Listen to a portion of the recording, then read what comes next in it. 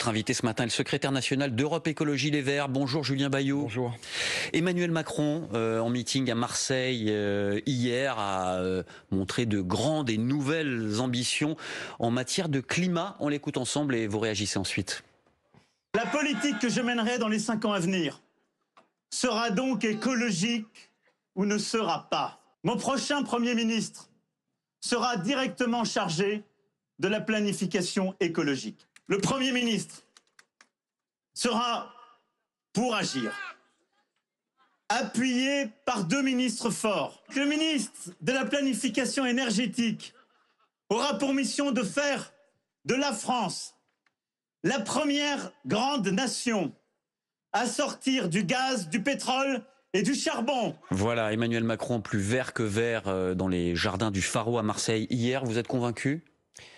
Non, écoutez, il avait 5 ans pour agir et il l'a pas fait. Il a été condamné pour inaction climatique. Donc il n'y a aucune raison de croire véritablement en ses promesses. Et pour autant, j'utiliserai le bulletin Macron pour battre l'extrême droite. Je n'attends rien d'Emmanuel Macron, je ne lui demande rien. Mon vote et le vote des écologistes ne vaut pas quitus, ne vaut pas soutien. C'est le seul bulletin et je le fais pas pour lui, je le fais pour mon pays, pour la sauvegarde des libertés, pour protéger notre démocratie, parce que l'extrême droite est un danger, que quand on donne les clés, en particulier de la Ve République, qui donne extrêmement de pouvoir au président ou à la présidente, quand on donne les clés du pouvoir à l'extrême droite, c'est difficile de le récupérer. On le voit avec Orban, on le voit avec Bolsonaro. Donc l'enjeu du 24 avril, c'est pas est-ce que Emmanuel Macron est crédible sur l'écologie ? Bien sûr que non. Julien Bayou, bien sûr que non. Mais l'enjeu, c'est de battre l'extrême droite. Je le redis dimanche. On va sûrement y revenir, mais quand même, on ne peut pas s'abstenir face à l'extrême droite. Emmanuel Macron est crédible ou pas? Est-ce que, en tout cas, les propositions qu'il fait sont une bonne réponse au rapport du GIEC qui disait que, eh bien, on n'a plus que 3 ans pour avoir une planète viable en matière de climat? Est-ce que la planification écologique qu'il met en avant, c'est une bonne réponse? Mais malheureusement, il n'en a rien fait.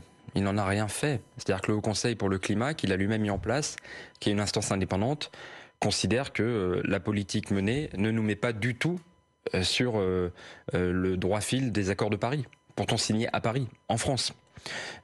Sur la rénovation thermique, un enjeu majeur qui permet de créer des emplois, qui permet de se chauffer correctement, qui permet d'économiser sur le porte-monnaie, qui permet aussi d'être indépendant du gaz russe. On a un retard incroyable, incroyable. Alors que c'est quasiment la panacée. C'est les grands travaux des années 30 de Roosevelt. C'est vraiment permettre de soulager le porte-monnaie et de soulager la facture énergétique à l'international et d'agir pour le climat. On a pris un retard incroyable sur tous ces sujets, sur l'agriculture bio, sur la protection de la biodiversité. On sait que Emmanuel Macron veut à nouveau revenir en soutien à la chasse, y compris sur les chasses traditionnelles. Donc moi, je vais pas vous faire l'article d'un Emmanuel Macron écolo. Je n'y crois pas. Voilà. Mais la seule manière qu'il y a pour le prochain quinquennat, si ça n'est pas l'extrême droite, et d'abord et en priorité, l'enjeu, c'est de faire battre l'extrême droite. Si c'est un nouveau quinquennat Macron, l'enjeu et la seule solution pour que ça ne soit pas un quinquennat d'inaction climatique comme celui-ci que nous finissons, c'est qu'il y ait enfin des députés écologistes à l'Assemblée. En fait, il a manqué dans ce quinquennat un groupe écologiste, des députés écologistes, pour à chaque fois remettre en amendement, en proposition de loi, on va les venir propositions de la Convention Julien citoyenne Bayou, pour le mais climat. donc d'un mot, peu importe qu'Emmanuel Macron tente de convaincre les électeurs de gauche, les électeurs écologistes de voter pour lui, il faut que ce soit un réflexe pour faire barrage à Marine Le Pen. C'est ce que vous dites ce matin. C'est un réflexe de démocrate. Pas une voix ne doit manquer contre Marine Le Pen. Vraiment, je le redis, quand l'extrême droite est à ce point aux portes du pouvoir, il ne faut pas s'abstenir. Je comprends que ça puisse gagner. Je comprends que ça puisse être douloureux pour nombre d'électeurs écologistes et de gauche. Elle peut gagner. Elle peut gagner, et je rejoins l'analyse de Laurent Berger et de Martinez, de la CFDT et de la CGT, qui sont pas tout le temps d'accord, mais là qui disent il y a un danger démocratique pour le pays. Ça veut dire un danger pour les droits des femmes, ça veut dire un danger pour les travailleurs, pour les syndicalistes, ça veut dire un danger pour les minorités, ça veut dire un danger pour la presse, ça veut dire un danger pour la justice. C'est nos institutions qui peuvent vaciller, et quand on donne les clés de la Ve République à l'extrême droite, c'est très compliqué de les retrouver dans les urnes de manière démocratique. On sent une vraie inquiétude chez vous sur ce sujet, Julien Bayou, qui fait que les sujets de fond deviennent quasiment secondaires, là, à l'heure où nous sommes. Parce que ce qui se joue, c'est qu'on peut peser face à un démocrate. On peut s'opposer à un démocrate, dans les urnes bien sûr, dans la rue,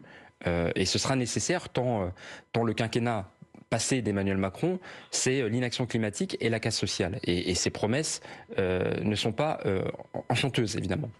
Mais je le redis, quand nous discutons avec des écologistes en Pologne, en Hongrie, brésiliens, qui nous disent voilà la réalité de la brutalité de l'extrême droite. On la voit aussi à une toute autre échelle, là où ils sont aux manettes, c'est le mépris complet de l'opposition, des minorités, des droits en fait. Et donc il y a danger, il y a péril. Et donc vraiment je comprends la lassitude, la fatigue, l'énervement, la colère de devoir à nouveau être contraint à ce choix. Mais malheureusement, dimanche, le seul outil dont nous disposons pour protéger notre démocratie, c'est le bulletin Emmanuel Macron. Et ça ne vaut ni quitus, ni soutien. Et donc moi, je ne vais pas vous faire semblant de dire que je crois à une quelconque des paroles d'Emmanuel Macron. Ça n'est pas l'enjeu. Mais pour pouvoir combattre son inaction ou la casse sociale, il faudra ensuite un troisième tour, c'est les législatives. Jean-Jérôme. Julien Bayou, donc vous dites par exemple aux étudiants qui ont occupé différents sites universitaires ou aux militants d'Extinction Rebellion qui occupent une partie des grands boulevards à Paris, attention à dire ni Emmanuel Macron ni Marine Le Pen, vous vous trompez de combat. Moi, dans cette situation, vous voyez, je parle d'où je parle. Je suis chef d'un parti politique. Je mesure à quel point la parole peut être discréditée. Donc, c'est pas pour ça que je vais me taire. Mais je sais que quand je parle, eh bien, on le perçoit comme tel. Et donc, moi, si je devais dire quelque chose à ces personnes, c'est renseignez-vous, étudiez, regardez ce qui se passe quand l'extrême droite est au pouvoir au Brésil. Pour les femmes, pour les syndicalistes, pour les minorités. Regardez ce qui se passe en Hongrie, à quel point la justice est parfaitement entravée et les dernières élections confisquées. C'est ça l'enjeu, c'est regarder ce que ça veut dire quand l'extrême droite est au pouvoir et imaginer la Ve République avec tous les pouvoirs, trop de pouvoirs pour le président de la République, imaginez ce que ça veut dire et décider en conscience. Julien Bayou, on va reprendre sa discussion juste après le fil info puisqu'il est 9h-20. Diane Ferchit.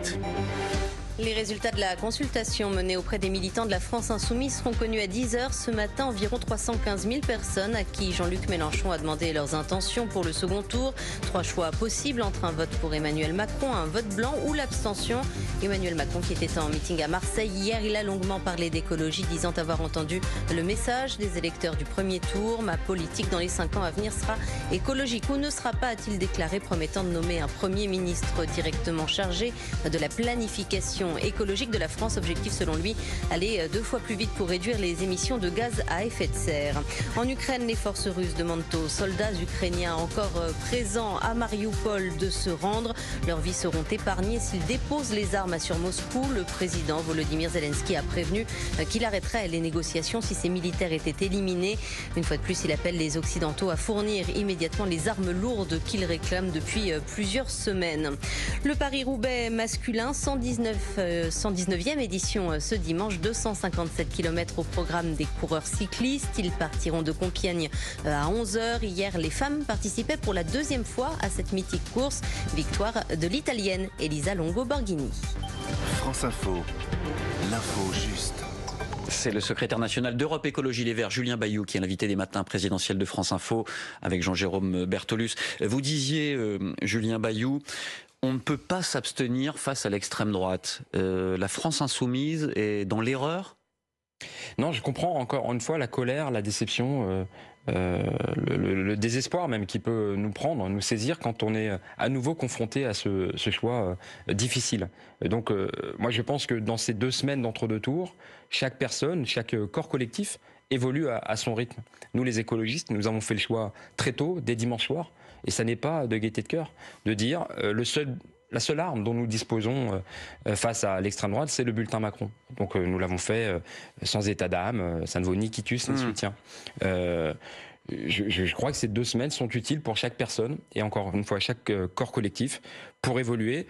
J'ai noté que Jean-Luc Mélenchon avait, et c'est bien normal, expliqué que les deux ne se valaient pas, que c'était pas équivalent. Et effectivement, il y a une personne que nous pourrons, j'espère demain, combattre, un démocrate, Emmanuel Macron, dans les institutions, à l'Assemblée et dans la rue. et puis l'extrême droite, et c'est une toute autre paire de manches, parce que quand l'extrême droite prend le pouvoir dans la Ve République, je le redis, elle a des pouvoirs parfaitement exorbitants. Julien Bayou, les appels à faire barrage contre Marine Le Pen se multiplient. Aujourd'hui, ce sont des soignants dans le JDD cette semaine. C'était aussi des sportifs. Vendredi, 500 personnalités de la culture ont appelé à voter Emmanuel Macron sans illusion, mais sans hésitation. Écoutez la réaction de Laurent Jacobelli, le porte-parole de Marine Le Pen. Il était à votre place hier. Quand un système est au bord de l'agonie, il se révulse, il essaye de donner ses dernières forces, alors ça donne de la brutalité, de la paranoïa, il y a un déchaînement de haine, pratiquement antidémocratique d'ailleurs. Et vous savez, je pense qu'il y a un écart profond entre cette révolte des plateaux de télévision et de quelques journaux qui sont tout sauf Le Pen, on va le dire, et ce que l'on peut voir dans la réalité. Et je dis à ceux qui nous écoutent, ne croyez pas ces intoxications. Au contraire, voyez-y un signe positif. C'est efficace, ces tribunes, alors que le Front républicain semble un petit peu fatigué aujourd'hui. Est-ce que finalement, selon votre objectif de faire battre Marine Le Pen, ça n'est pas un peu contre-productif, toutes ces injonctions? Non, c'est pas contre-productif. Dire que ça suffit, je ne sais pas, mais ça n'est pas contre-productif. Moi, je disais moi-même à l'instant que je mesure le fait que ma parole puisse avoir un impact limité. C'est pour ça que nous, les écologistes, nous lançons cette campagne « Le Pen ne doit pas passer ». Hein, soyons très clairs, Le Pen ne doit pas passer. Et nous comptons plutôt sur le pair à pair. Nous allons produire des témoignages de ces personnes écologistes qui vivent dans des pays où l'extrême droite est déjà au pouvoir. Qu'est-ce que ça veut dire? Et dans des communes en France? Voilà, qu'est-ce que ça veut dire quand vous êtes une femme polonaise et que l'extrême droite vous retire le droit à l'IVG? C'est très concret. Qu'est-ce que ça veut dire quand vous êtes en Hongrie, travailleurs pauvres? C'est pas dans les projets de Marine Le Pen. Oui, c'est ce qu'elle dit. Et en effet, l'extrême droite est aussi au pouvoir dans certaines villes, et je pense à Marine Tondelier qui est élue d'opposition à Hénin-Beaumont.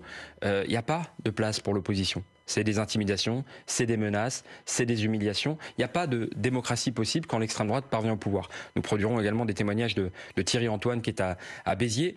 Et donc, je crois beaucoup à cette force du pair à pair. C'est-à-dire que moi, évidemment, je parle d'où je parle et je peux convaincre peut-être les personnes qui s'intéressent à ma parole. Et je sais qu'elles ne sont pas aussi nombreuses que ça. Mais par contre, entendre une personne lui dire voilà moi ce que je vis vraiment quand l'extrême droite me retire mes droits, je pense que ça a un impact beaucoup plus fort. Alors, j'ai pas envie de dire tout autre sujet, parce que c'est quand même bien sûr des questions connectées, mais parlons des législatives maintenant. Vous avez indiqué que vous souhaitiez un pacte de non-agression avec la France insoumise, Jean-Luc Mélenchon qui est arrivé 3e avec 22% des voix, alors que vous-même, derrière Yannick Jadot, vous n'êtes arrivé que, qu'à moins de 5%, à 4,7%. Donc vous proposez un pacte de non-agression pour les législatives. C'est vraiment le service minimum que vous proposez à la France insoumise. C'est à minima. C'est-à-dire que sur la question des législatives, on est un peu comme en 2017. La France insoumise est arrivée devant, nous sommes derrière. Le fait de ne pas discuter en 2017, on a vu ce que ça produisait. Très peu de députés insoumis, ils étaient 17, 2,5% à l'Assemblée contre 20% des voix au premier tour. C'est pas suffisant. Et nous, les écologistes, nous avons eu 0 député. Et donc, finalement, la France insoumise, elle a un choix. C'est le même qu'en 2017. Asseoir une domination seule, mais ne pas pouvoir peser pour améliorer le quotidien, la vie des gens, ou, avec d'autres, construire un axe de résistance et voire d'alternance. Mais précisément, dans est-ce que vous êtes prêt à aller plus loin que ce pacte de non-agression? Est-ce que vous êtes prêt à discuter d'un programme commun pour les législatives? Écoutez, figurez-vous que nos courriers se sont croisés. Et donc moi, j'ouvrais sur une proposition à minima, parce que je pense qu'à minima, il faut ce pacte de non-concurrence, que nous rentrions ensemble plus nombreux et nombreuses à l'Assemblée pour nous opposer à l'inaction climatique et à la casse sociale d'Emmanuel Macron s'il est réélu. Mais je vais vous dire très clairement, bien sûr qu'il y a des points de convergence. Nous avions des points de désaccord, en particulier sur les affaires étrangères, il ne faut pas faire semblant. Mais pour ce qui concerne les domaines de l'Assemblée, nous avons des points de convergence très forts. Yannick Jadot proposait un revenu minimum citoyen. La France insoumise l'appelle garantie d'autonomie. Le principe est le même, garantir à chaque personne dans ce pays les moyens de sa subsistance, de pouvoir vivre dignement. y compris la jeunesse. Donc oui, à une discussion sur un programme commun partagé. Je pense qu'on peut se retrouver sur nombre de points. Je sais que la France Insoumise met en avant le 100% d'énergie renouvelable et la rénovation thermique. C'est évidemment un des reproches majeurs que je fais. Oui, et quand vous les voyez bientôt, vos amis de la France Insoumise? Nous, on est ouverts à la discussion. Je sais qu'eux aussi. J'espère que ça va pouvoir se faire. Dès la semaine prochaine, je pense qu'il faut... avant le deuxième tour. Je pense qu'il faut que cette discussion ait lieu avant le second tour. Et je vais vous dire, je pense qu'il faut pouvoir aussi se dire que dans la compétition présidentielle, il y a eu des mots de part et d'autre qui ont exacerbé. C'est-à-dire que je pense qu'on peut avoir acté des désaccords, et nous en avons. Mathilde Panot, qui est la patronne du groupe de la France Insoumise à l'Assemblée, vous demande très clairement des excuses ce matin dans le JDD, notamment pour tous les reproches que vous avez faits avec Jean-Luc Mélenchon sur son soi-disant alignement vis-à-vis de Vladimir Poutine. Je pense qu'à la limite, il faudrait des excuses de part et d'autre. C'est-à-dire qu'il y a deux choses. Il y a d'une part des désaccords et d'autre part la compétition électorale qui a exacerbé. Nous, on a aussi notre lot de mots urticants qu'on a reçus. Je pense qu'il y a eu des échanges d'amabilité, entre guillemets, qui font pas honneur à la politique, c'est certain. Je pense qu'on peut acter des désaccords dans le respect. Sur l'Ukraine, c'est pas nouveau. J'étais moi-même observateur électoral en 2014 en Ukraine, à Tcherkassy. Nous ne découvrons pas la situation aujourd'hui. Et par exemple, nos différents groupes au Parlement européen, le Parlement européen a à connaître de la situation internationale. Et donc, ils sont en désaccord. C'est transparent, c'est acté, c'est constant. L'Assemblée nationale ne conduit pas la politique européenne ou étrangère. Et donc, on peut dire, ces désaccords sont là, actons-les. Finalement, on fait des accords qu'avec des forces avec lesquelles on est en désaccord, sinon on est dans le même mouvement. Donc, actons ces désaccords dans le respect, ne nous envoyons pas des noms d'oiseaux, et peut-être étudions les conditions d'une convergence sur les services publics, sur la fiscalité de l'impôt, évidemment. Avec un sigle commun pour les législatives, il faut que tous les candidats de gauche aient un parapluie commun? Je vais vous dire vraiment, tout est sur la table. Moi, mon rôle à moi, c'est pas de faire la comptabilité des mots échangés pendant le premier tour de la présidentielle. C'est de construire, de tirer les leçons de 2017. Nous avons envoyé peu de députés de gauche et zéro écolo, alors qu'il est possible, je crois, de construire un axe de résistance et d'alternance. Qui sait où ça peut nous mener, cette pacte de non-concurrence ou de convergence dans un troisième tour, le troisième tour de la présidentielle ou législative, qui sait? Julien Bayou, invité des matins présidentiels de France Info. On va se reparler juste après le fil info. 9h-10, Diane Ferchit. La Russie affirme contrôler la quasi-totalité de la ville de Marioupol. Elle a lancé un nouvel appel à déposer les armes aux derniers soldats ukrainiens encore présents. Pour le président Volodymyr Zelensky, la situation à Marioupol est aussi grave qu'il est possible de l'être, tout simplement inhumaine. Il ne reste, dit-il, que deux options: poursuivre une négociation difficile ou que les Occidentaux fournissent à l'Ukraine des armes lourdes et des avions. Les autorités tunisiennes estiment pouvoir éviter une pollution majeure après le naufrage d'un pétrolier au sud-est du pays. Dans ses cuves, 750 tonnes de gasoil. Le navire venait d'Égypte, il se dirigeait vers Malte. Les 7 membres de l'équipage ont pu être évacués. En France, un Premier ministre chargé de la planification écologique. La promesse d'Emmanuel Macron hier à Marseille, promesse à l'adresse des électeurs de la gauche au premier tour, notamment ceux de Jean-Luc Mélenchon. La France Insoumise qui publiera à 10h les résultats de sa consultation en vue du second tour de la présidentielle. Consultation auprès de ses militants. La 32e journée de Ligue 1 de football marquée hier par une nouvelle victoire de Lens sur Lille. Les Lensois l'emportent 3-2 ce soir en clôture. Marseille se déplace sur le terrain du PSG. En cas de succès, Paris est quasiment certain de décrocher le titre de champion de France. Coup d'envoi à 20h45. France Info. Julien Bayou est l'invité des matins présidentiels de France Info. Jean-Jérôme Bertolus. Alors la France Insoumise est prête à discuter avec vous, avec les communistes, avec le NPA, mais pas avec le Parti socialiste. Est-ce que vous estimez que la gauche peut être refondée, qu'il est possible de partir à la bataille législative sans les socialistes? Nous, on est prêt à discuter avec tout le monde. L'enjeu, je crois vraiment, c'est de tirer les leçons de ce qui s'est passé en 2017. Aujourd'hui, c'est la France Insoumise. Assumons-le. Mais je le disais déjà en 2007. C'est la France Insoumise qui a les clés du rassemblement, du pacte de non-concurrence. Oui, c'est la France Insoumise qui a les clés. Elle est arrivée en tête et ça lui donne un grand pouvoir et une grande responsabilité. Donc, si je vous entends bien, Olivier Faure, que vous deviez rencontrer, et vous avez reporté le rendez-vous avec le premier secrétaire du Parti socialiste, il peut encore attendre que vous ayez un peu de place dans votre agenda. Non, écoutez, nous avons dit, respectons le résultat du 24 avril. Le 24 avril, pour ce qui est du camp de la gauche et des écologistes, il place la France insoumise en tête. Et donc, il nous semblait normal, logique, respectueux de dire c'est avec la France insoumise que nous devons discuter en premier. J'ai dit ça à Olivier Faure, je l'ai eu encore récemment pour lui dire si la France insoumise assume sa responsabilité, eh bien dans ce cas-là, il est possible de construire, je pense. C'est avec eux qu'il faut discuter en premier, donc c'est eux que vous allez voir en premier avant Olivier Faure, qu'on comprenne bien. Oui, je le redis, c'est une responsabilité. Vous savez, en 2017, ils avaient fait un choix tout autre. De dire on discute avec personne et c'est la France insoumise seule. Moi je le redis, dans ce quinquennat, il manquait de députés de gauche pour pouvoir peser sur le quinquennat. Et il manquait cruellement de députés écologistes pour pouvoir peser sur le quinquennat. Justement, vous en voulez combien ? Quel est votre objectif sur ces législatives ? Combien de circos ? Vous savez que c'est les électeurs et les électrices qui choisissent. Oui, mais vous pouvez vous fixer des objectifs. Je pense qu'il faut un groupe. Parce que 15 députés. Pour peser sur l'action écologiste, il faut la prise de conscience individuelle, la prise de conscience, l'action collective, y compris la désobéissance civile, et puis l'action dans les institutions.